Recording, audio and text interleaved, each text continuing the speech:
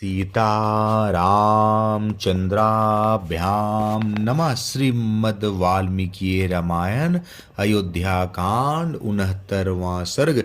भरत की चिंता, मित्रों द्वारा उन्हें प्रसन्न करने का प्रयास तथा उनके पूछने पर भरत का मित्रों के समक्ष अपने देखे हुए भयंकर दुःस्वप्न का वर्णन करना। जिस रात में दूतों ने उस नगर में प्रवेश किया था, उससे पहले रात में भरत ने भी एक अप्रिय स्वप्न देखा था। रात बीतकर प्रायः सवेरा हो चला था। तभी उस अप्रिय स्वप्न को देखकर राजाधिराज दशरथ के पुत्र भरत मन ही मन बहुत संतप्त हुए।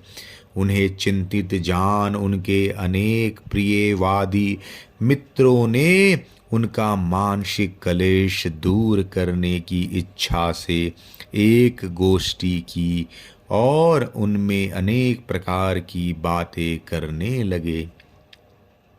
कुछ लोग वीणा आदि बजाने लगे, दूसरे लोग उनके खेद की शांति के लिए नृत्य कराने लगे। दूसरे मित्रों ने नाना प्रकार के नाटकों का आयोजन किया, जिनमें हास्य रस की प्रधानता थी। किंतु रघुकुल भूषण महात्मा भरत उन प्रियवादी मित्रों की गोष्ठी में हास्य विनोद करने पर भी प्रसन्न नहीं हुए। तब सुहृदों से घेर कर बैठे हुए एक प्रिय मित्र ने मित्रों के बीच में विराजमान भरत से पूछा, सखे, तुम आज प्रसन्न क्यों नहीं होते हो? इस प्रकार पूछते हुए सुहृद को भरत ने इस प्रकार उत्तर दिया, मित्र, जिस कारण से मेरे मन में यह दैन्य आया है वह बताता हूँ, सुनो। मैंने आज स्वप्न में अपने पिताजी को देखा है।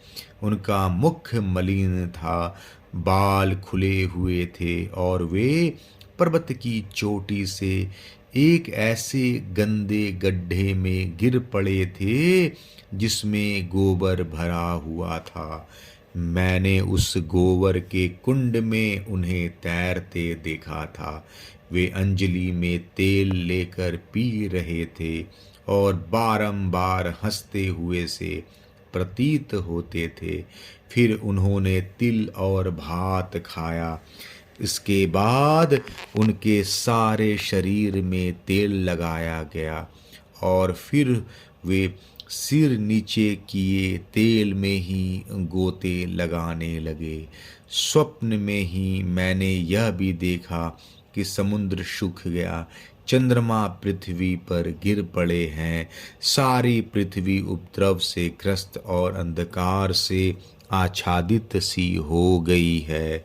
महाराज की सवारी के काम में आने वाले हाथी का दांत टुक टुक हो गया है और पहले से प्रज्वलित होती हुई आग सहसा बुझ गई है। मैंने यह भी देखा कि पृथ्वी फट गई है, नाना प्रकार के वृक्ष सूख गए हैं तथा पर्वत ढह गए हैं और उनसे धुआं निकल रहा है। काले लोहे की चौकी पर महाराज दशरथ बैठे हैं। उन्होंने काला ही वस्त्र पहन रखा है और काले एवं पिंगल वर्ण की स्त्रियां उनके ऊपर प्रहार करती हैं। धर्मात्मा राजा दशरथ लाल रंग के फूलों की माला पहने और लाल चंदन लगाए गधे जुते हुए रथ पर बैठकर बड़ी तेजी के साथ दक्षिण दिशा की ओर गए हैं। लाल वस्त्र धारण करने वाली एक स्त्री, जो विकराल मुख वाली राक्षसी प्रतीत होती थी, महाराज को हंसती हुई सी खींच कर ले जा रही थी। यह दृश्य भी मेरे देखने में आया। इस प्रकार इस भयंकर रात्रि के समय मैंने यह स्वप्न देखा है। इसका फल यह होगा कि मैं श्री राम, राजा दशरथ और लक्ष्मण, इनमें से किसी एक की अवश्य मृत्यु होगी। जो मनुष्य स्वप्न में गधे जूते हुए रथ से यात्रा करता दिखाई देता है, उसकी चिता का धुआं शीघ्र ही देखने में आता है। यही कारण है कि मैं दुखी हो रहा हूं और आप लोगों की बातों का आदर नहीं करता हूं।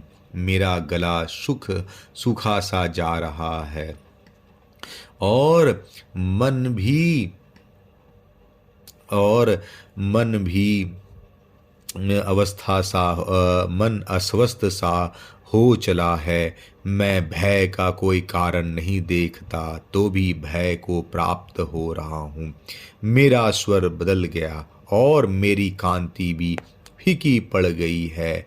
मैं अपने आप से घृणा सी करने लगा हूँ, परंतु इसका कारण क्या है यह मेरी समझ में नहीं आता।